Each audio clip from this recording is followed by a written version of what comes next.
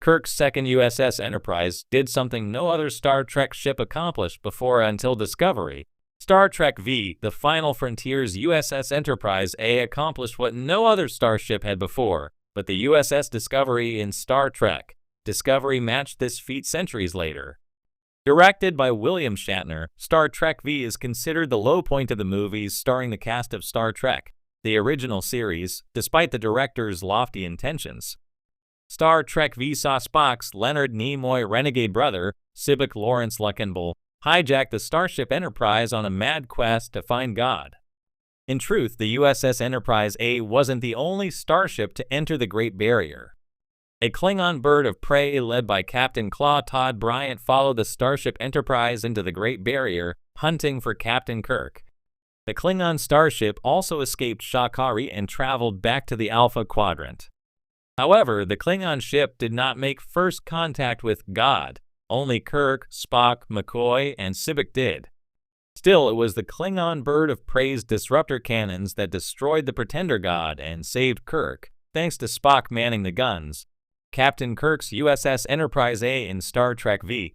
The Final Frontier remains the only Starfleet ship to cross the Great Barrier, make first contact, and return.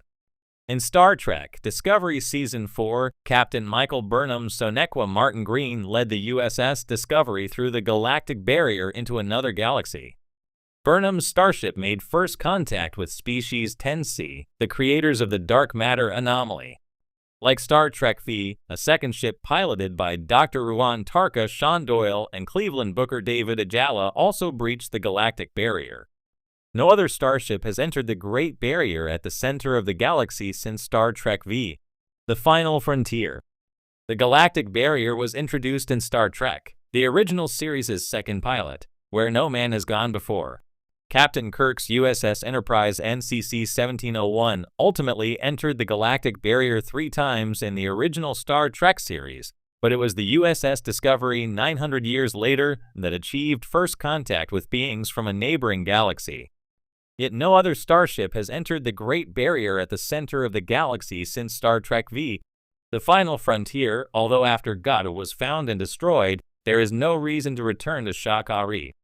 When most fans think of James T. Kirk and the USS Enterprise, they immediately picture the classic Constitution-class starship that debuted in Star Trek, the original series.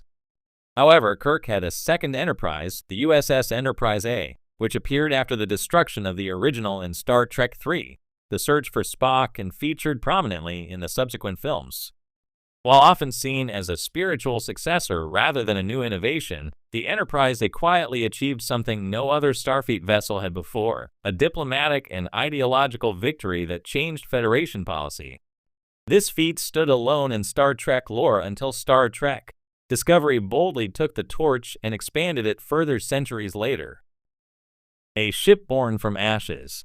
The USS Enterprise A was commissioned at the end of Star Trek IV, The Voyage Home, symbolizing Starfleet's recognition of Kirk and his crew's continued service, even in defiance of direct orders.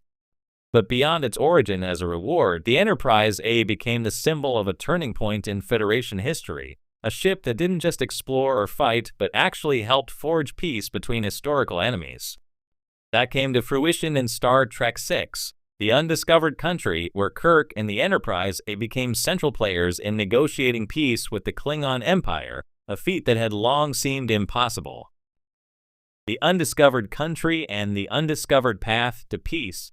In Star Trek VI, the Enterprise A is tasked with escorting Chancellor Gorkin, leader of the Klingon High Council, to Earth for historic peace talks following the ecological disaster on Praxis.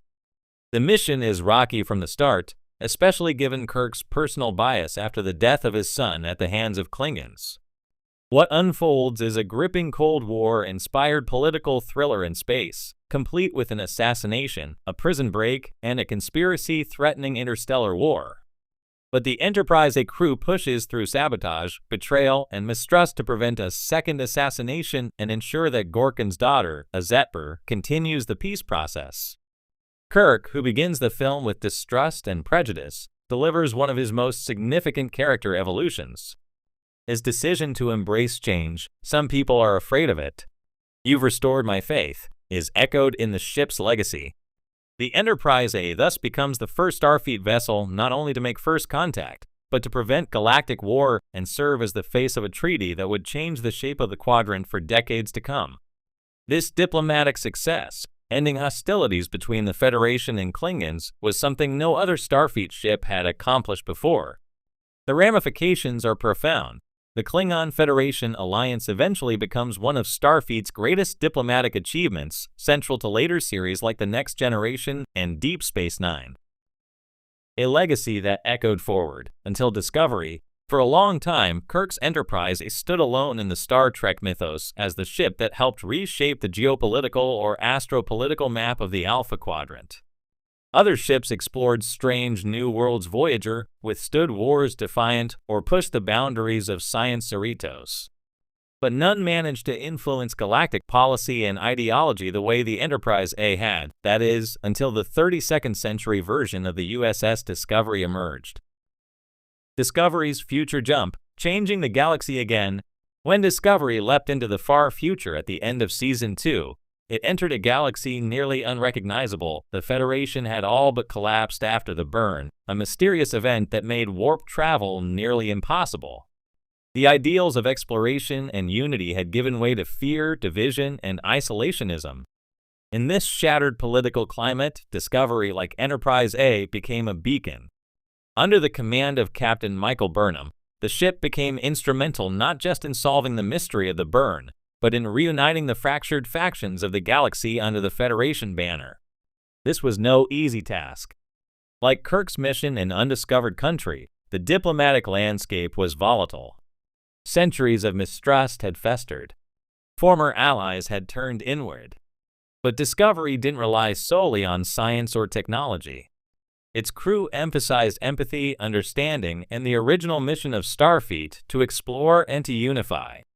Burnham, like Kirk, faced her own biases and personal losses, especially after being removed from her own time and losing her support system.